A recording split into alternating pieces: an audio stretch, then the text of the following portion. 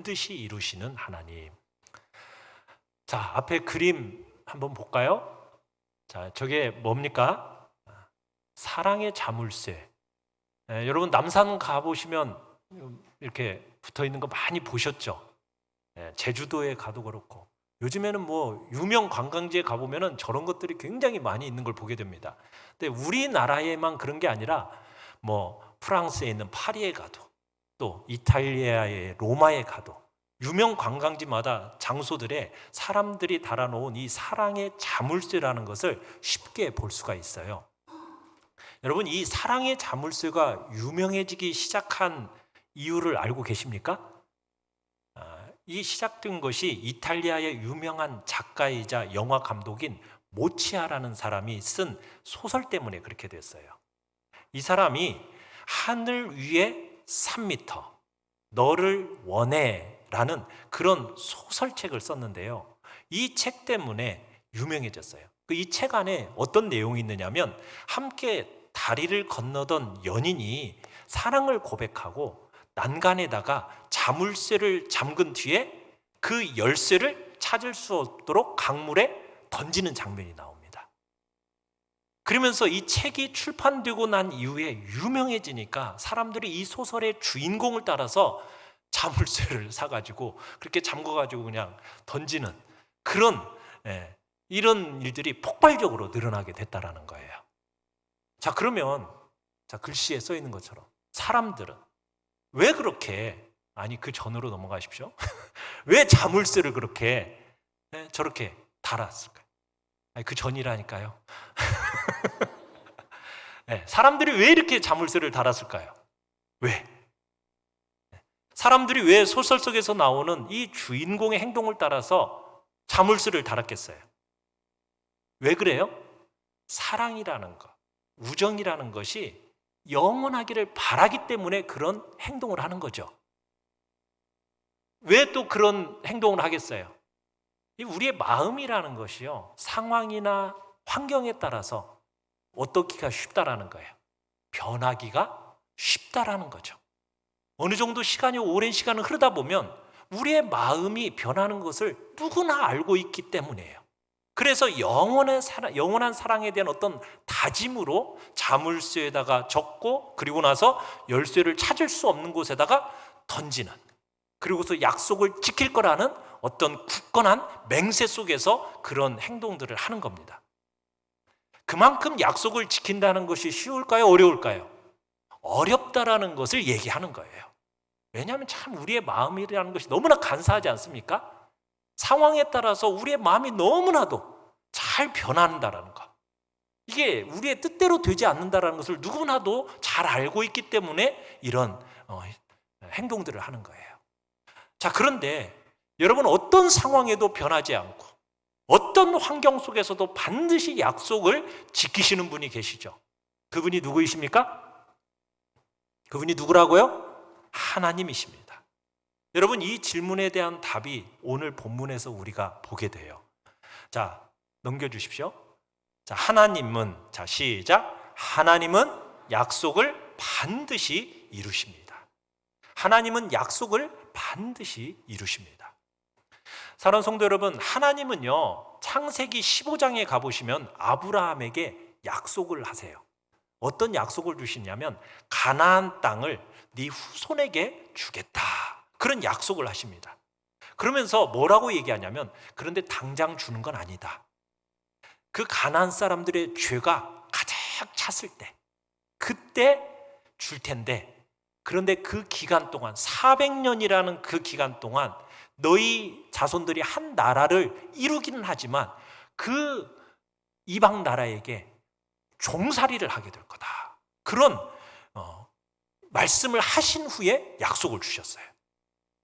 자, 그래서 이 약속을 성취시키고자 하는 하나님의 계획의 일환으로서 야곱 때, 우리가 지난 시간에 봤지만 야곱과 그의 가족들이 어디로 내려갔어요?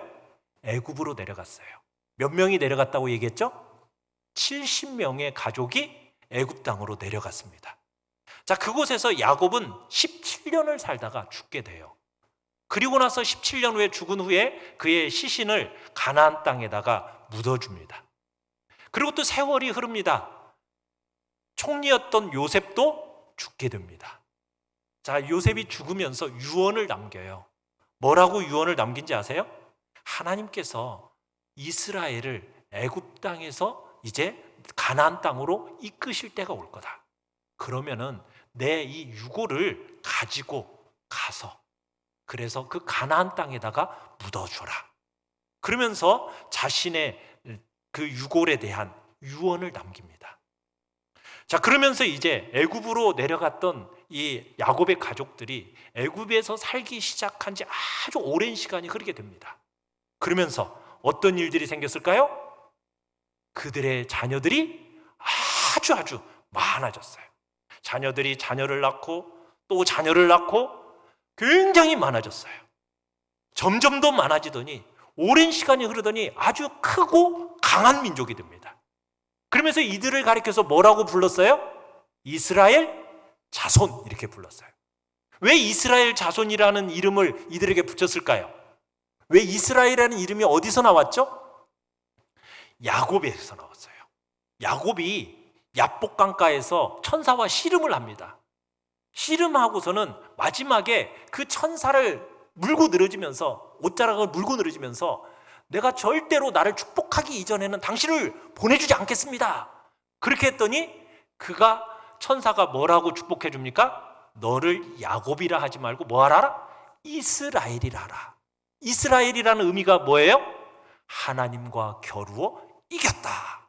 그런 이름을 야곱이 받게 되었고, 그리고 이제 그의 자손들은 뭐라고 불리게 된 겁니까? 이스라엘 자손, 이렇게 불리게 된 거예요.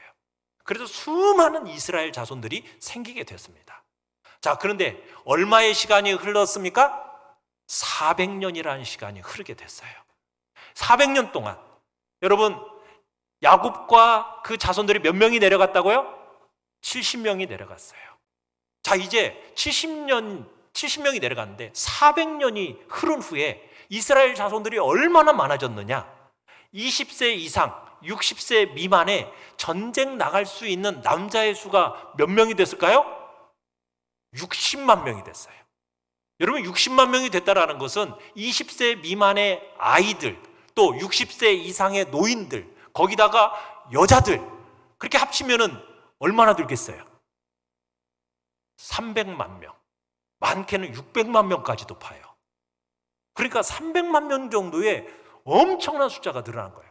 300만이라고 하니까 우리는 좀 감이 안 오는데 이렇게 한번 생각해 보시면 돼요. 여러분, 중세시대 때 유럽 패스트가 굉장히 번창해가지고 3분의 1의 사람들이 죽는 그런 시점이 있었어요.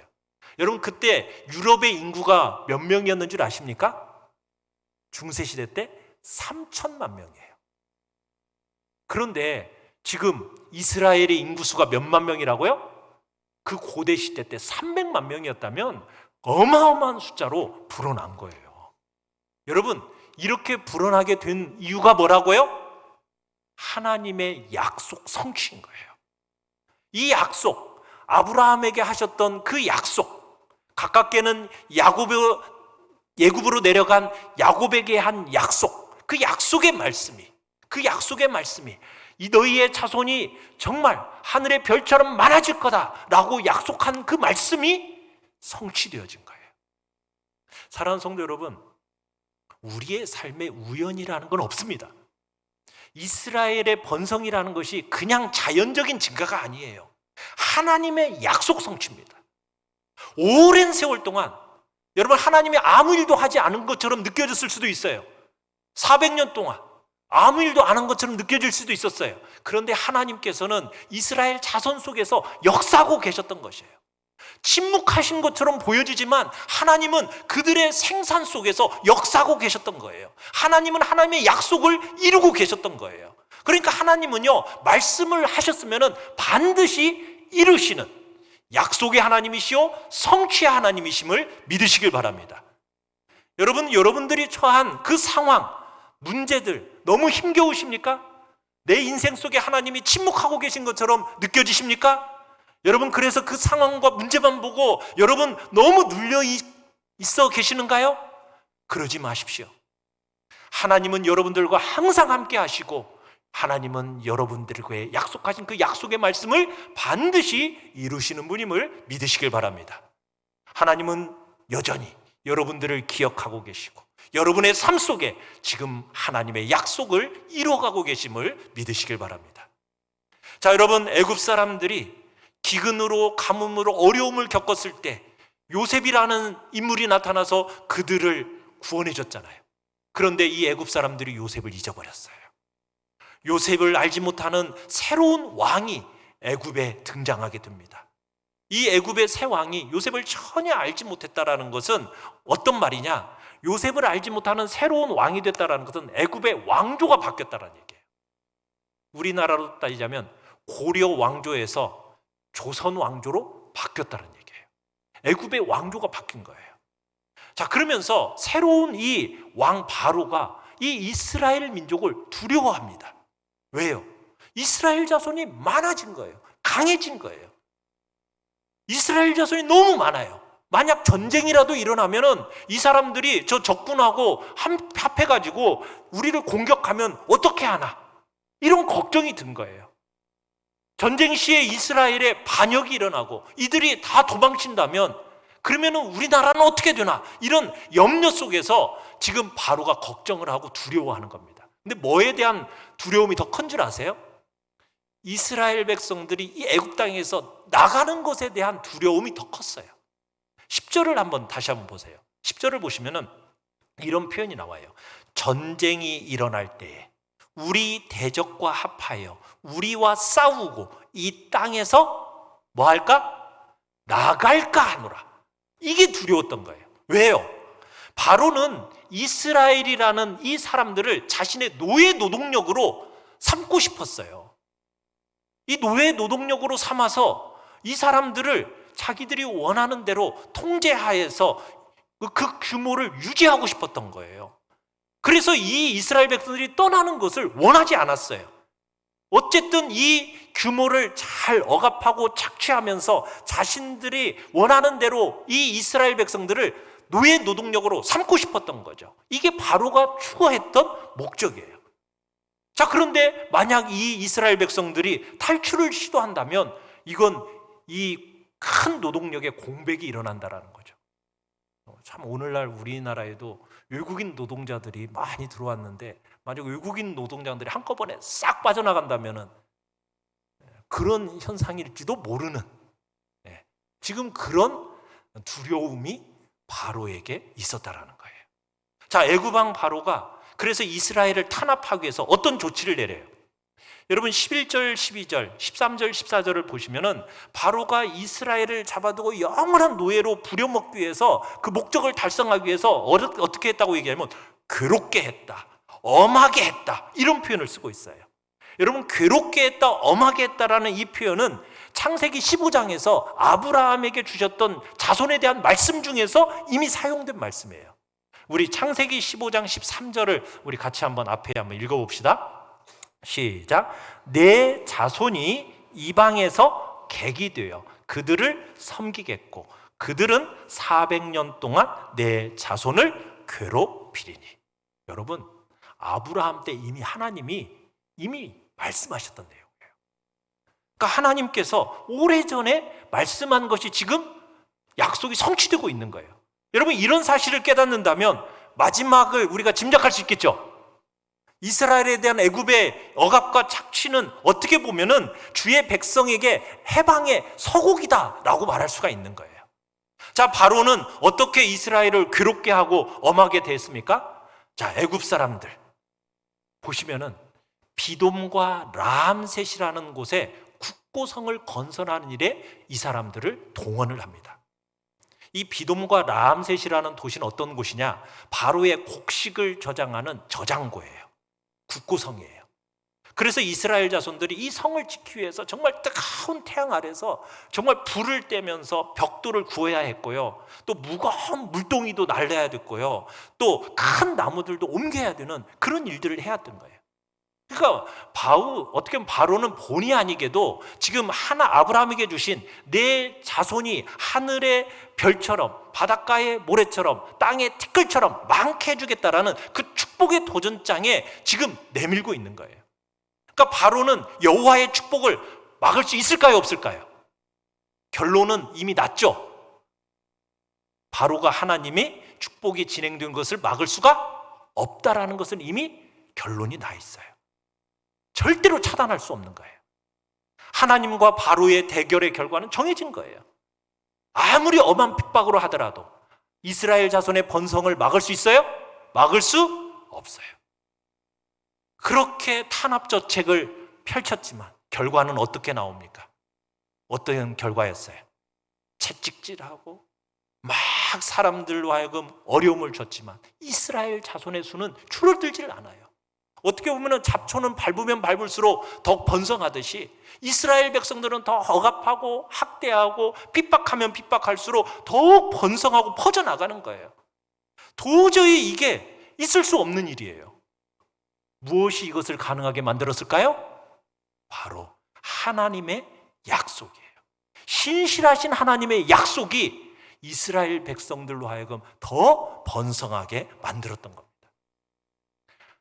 바로의 억압과 학대 속에서도 이스라엘의 번성이라는 하나님의 약속은 성실하게 이행되고 있었던 거예요. 히브리인의 이 인구 감소 정책의 일환으로 그렇게 심한 부역을 시켰는데도 불구하고 효과를 거두지 못하고 자기 뜻한 바를 이루지 못하니까 바로가 어떤 강력한 핍박을 계획하게 돼요. 어떤 핍박을 계획했을까요? 우리가 보지 않은 15절, 16절로 가보시면은 이제 바로가 어떤 일을 명령하고 있습니까? 산파들에게 갓 태어난 아이들을 죽여라. 이런 명령을 내리고 있어요. 그러니까 아기를 낳을 때 산파가 필요하잖아요. 그 히브리 산파들에게 뭘 명령을 하고 있어요? 네가 태어난 아기가 아들이면 어떻게 하라? 죽이고 딸이면 살려둬라. 그러니까 바로는 히브리 산파들을 불러서 이런 명령을 내렸던 거예요.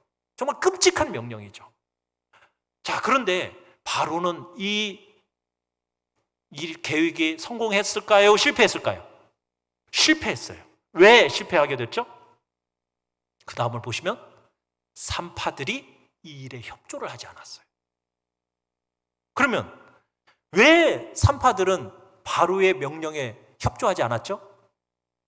바로보다도 누구를 더 무서워했기 때문에, 하나님을 더 두려워했기 때문에 바로의 명령을 따르지 않았던 거예요. 애굽의 왕보다도 하나님, 이스라엘의 왕이신 하나님, 그분을 더 두려워했기 때문에 히브리 산파들은요, 한 나라의 절대 군주였던 여러분 바로보다도 만왕의 왕이시고 만주의 주이신 만물의 절대 주권자이신 그 하나님을 더 두려워했기 때문에 그 명령을 거부했던 거예요. 여러분, 자기 눈앞에서요 서 있는 바로, 이분은 이 바로를 두려워하지 않고 보이지 않는 하나님을 더 두려워하는 여러분 이 산파의 모습을 한번 생각해 보세요. 여러분이 만약 산파라면 어떻게 했을 것 같습니까? 여러분의 마음속에 어떤 생각이 드세요? 여러분, 믿는 자의 힘은 무엇으로부터 나오는지 아세요?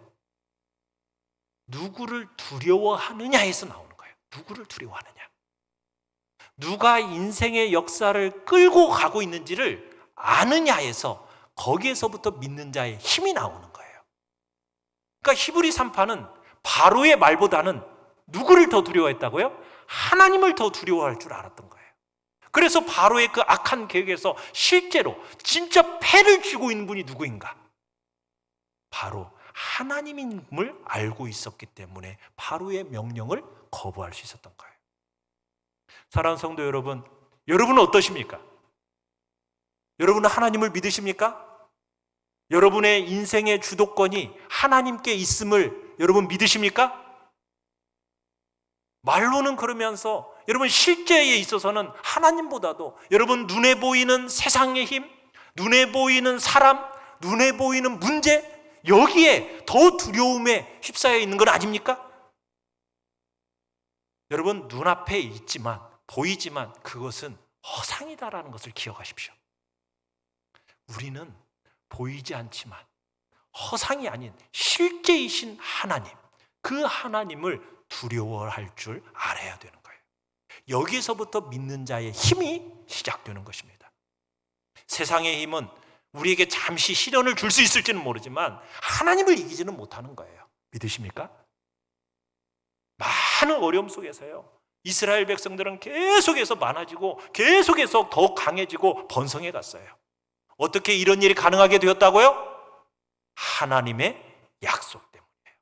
하나님께서 아브라함에게 하신 약속, 뭐라고 약속하셨어요? 오래전 아브라함에게 뭐라고 약속하셨어요? 내 자손이 그림처럼 하늘의 별처럼 많아질 거다. 바닷가의 모래알처럼 많아질 거다. 저 흙에 정말 티끌처럼 내 자손이 많아질 거라는 그 약속. 아기를 낳을 수 없었던 아브라함에게 이 놀라운 약속을 주셨고, 정말 그 약속대로 아브라함은 이삭을 낳았고, 이삭은 야곱을 낳았고, 야곱은 12형제를 낳았고, 그리고 그 12형제 70명이 애굽으로 내려가서 지금 300만 명 이상의 사람들이 번성할 수 있게 된 거예요. 하나님은 아브라함에게 하셨던 약속을 기억하셨던 거죠. 그래서 그 약속대로 이스라엘 자손은 계속해서 많아지고 강해졌던 것입니다. 애굽으로 내려갔던 야곱에게도 마찬가지였어요. 야곱에게 창세기 46장 3절 4절은 뭐라고 약속하신지 아세요? 내가 그곳에서 너와 함께 하겠다. 그리고 너의 자손을 지켜내겠다. 약속하셨어요. 몇백 년이 지났어요. 하나님은 그 약속을 신실하게 지키셨던 거예요. 이스라엘의 노예의 숫자를 억제하기 위해서 수단 방법을 가리지 않았지만, 그리고 이스라엘 자손은 계속해서 괴롭혔지만, 그 수가 줄어들기를 간절히 바라면서 그렇게 괴롭혔는데도 불구하고, 그런데 이스라엘 자손은 점점 더 많아졌어요. 악랄하게 짓밟으면 짓밟을수록 오히려 더 숫자는 늘어나 버렸어요. 하나님은 반드시 자신의 약속을 이루시는 분임을 믿으시길 바랍니다. 그러기에 여러분이 어디를 가든지 두려워할 필요가 있어요, 없어요? 없습니다. 하나님은 어디 공간 안에 딱 제약되어서 갇혀 있는 분이 아니에요. 하나님은 어떤 장소에 국한되는 분이 아니에요. 하나님은 어디든지 우리 모두와 함께 하시는, 여러분이 어디를 가든지 함께 하시는 분임을 믿으시길 바랍니다. 자, 이스라엘 백성들은 그들의 정말 울부짖음에 침묵하시는 하나님, 정말 무관심하다라고 생각할 수도 있었어요. 그런데요, 하나님은 침묵하시는 것 같았지만 침묵하신 게 아니었어요. 그들의 삶에 개입하고 계셨던 거예요. 그러니까 그렇게 억압 중에도 핍박 중에도 번성할 수가 있었던 거예요. 하나님께서 적절한 때를 기다리고 계셨던 거죠. 그리고 적절한 때 그 침묵을 깨트리시고 하나님은 자기 백성의 삶에 개입하셔서 놀라운 일을 이루실 것을 마음속에 이미 다 계획해 놓고 계셨던 거예요. 자, 바로는 기대했었어요. 히브리 산파들이 이스라엘 백성들의 숫자를 억제해 줄 걸 기대했는데 기대대로 됐어요, 안 됐어요? 안 됐어요. 뜻대로 안 됐어요. 그러니까 극약 처방을 내립니다. 이스라엘 자손들이 줄어들지 않으니까 이제는 이스라엘 자손들에게 직접 명령을 내려요. 어떤 명령을 내려요? 여러분 22절에 가보시면 이렇게 직접적인 명령을 내립니다. 뭐라고요? 갓 태어난 히브리 남자아이는 모두 강물에 던져라. 여자아이들만 살려둬라. 이제 아기를 낳아서 아들이면 어떻게 한다고요? 강물에 던져 넣으라는 거예요. 딸이면 살려두라는 거예요. 네. 여러분, 계속해서 번성하다 보다 못한 바로가 스스로 아이들을 그렇게 죽이는 자로 나서게 된 거예요. 네. 계속 넘겨주세요. 네. 거기 보시면은 뭐라고 되어 있습니까? 한 번 더. 네. 이스라엘 여인이 아들을 낳으면 강물에 뭐하라? 던져라. 바로가 그렇게 명령을 내렸어요. 잔인한 이스라엘 괴롭힌 거예요. 자, 이렇게 고역이 심해지고 이렇게 탄압이 심해지니까 이제 이스라엘 백성들이 어떻게 반응을 했을까요? 우리 2장 23절을 우리 같이 한번 읽어보겠습니다. 2장 23절입니다. 시작. 여러 해 후에 애굽 왕은 죽었고 이스라엘 자손은 고된 노동으로 말미암아 탄식하며 부르짖으니 그 고된 노동으로 말미암아 부르짖는 소리가 하나님께 상달된지라. 고역으로 인해서 탄식하고 울부짖고 부르짖고 고통 소리를 냈어요. 백성들은요 너무 힘들어요. 제발 도와주세요. 이스라엘 자손들이 고통스러워서 부르짖었어요. 여러분, 누군가가 이 모든 것을 듣고 보고 계셨어요. 그분이 누구예요? 그래요, 바로 하나님이 듣고 보고 계셨던 거예요. 이스라엘이 애굽을 떠나 가나안 땅으로 갈 계획을 하나님은 이미 가지고 계셨어요. 인간의 의지와 상관없이. 여러분, 그렇다고 해서 하나님의 계획이 자동적으로 이루어지는 거 아닙니다.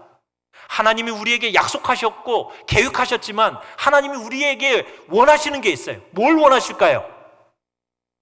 그 약속이 이루어지기를, 부르짖기를 원하십니다. 간절히 기도하기를 원하세요. 하나님이 약속하셨으니까 시간 되면 알아서 진행되겠지. 여러분, 그렇게 하는 것은 그건 운명론적인 거예요. 하나님은 그 약속이 이루어지기를 우리에게 뭘 기대하고 계신다고요? 간절히 기도하고 부르짖기를 바라고 계시는 거예요. 그래야 하나님의 계획은 실현되는 거예요. 하나님은 그들의 부르짖음을 기억하시고 들으셨습니다. 그리고 보셨습니다. 헤아리셨습니다. 백성들의 그 매우 어려운 형편에 안타까워하셨습니다.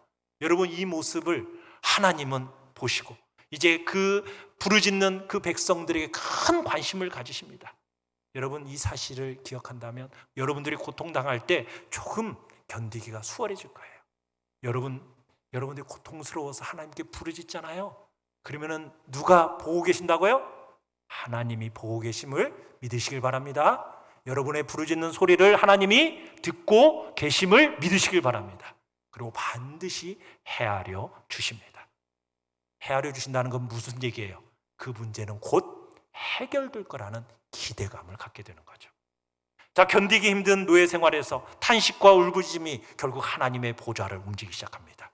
자, 24절 25절 같이 읽겠습니다. 시작. 하나님이 그들의 고통 소리를 들으시고 하나님이 아브라함과 이삭과 야곱에게 세운 그의 언약을 기억하사 하나님이 이스라엘 자손을 돌보셨고 하나님이 그들을 기억하셨더라. 그들의 호소를 들으신 하나님이 아브라함과 이삭과 야곱에게 하셨던 그 약속을 기억하셨다.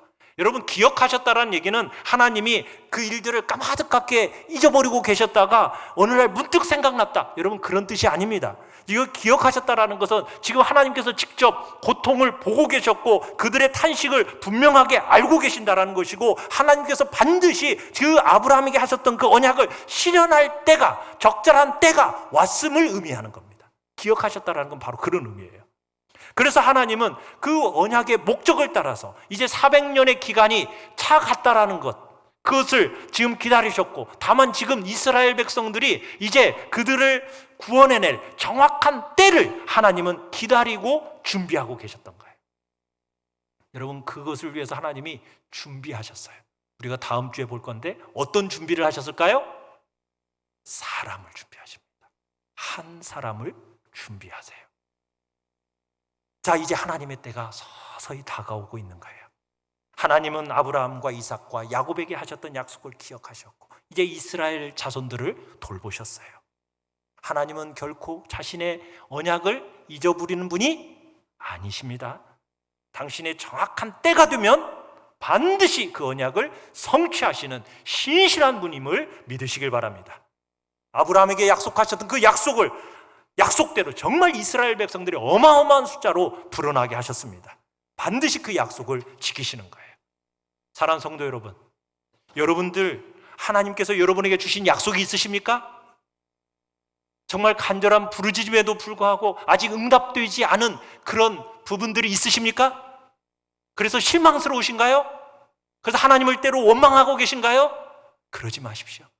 아직은 뭐가 아니다?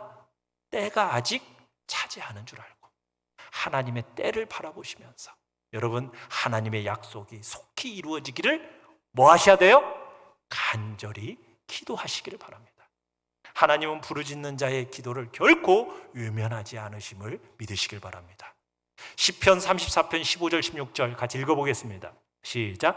여호와의 눈은 의인을 향하시고 그 귀는 저희 부르짖음에 기울이시는도다. 이 곤고한 자가 부르짖음에 여호와께서 들으시고 그 모든 환난에서 구원하셨도다.